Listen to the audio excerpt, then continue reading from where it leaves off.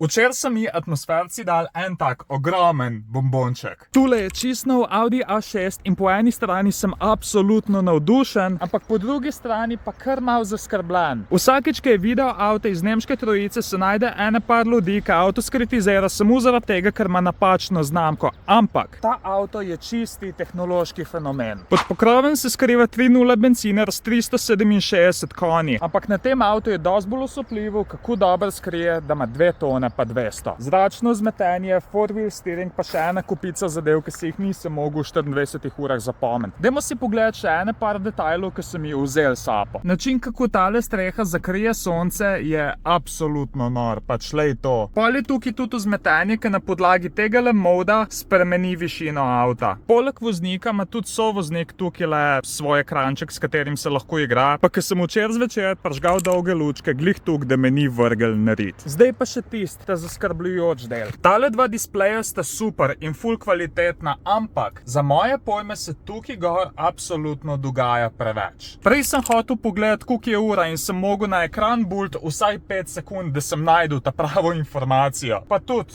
vsi ti asistenčni sistemi. Včeraj sem prehiteval kolesarje in ko sem zavil na drug pas, da bi pač šel mimo kolesa, se je sprožil lane assist in mi volan popravil, da bi šel direkt naprej v kolesarje. Tehnologija je super, ampak ratelj nam je ustvariti probleme, ki jih drugač nikoli ne bilo. Ampak ne glede na to je tale Audi fenomenalen. Čeprav je pa res, da ni pocen.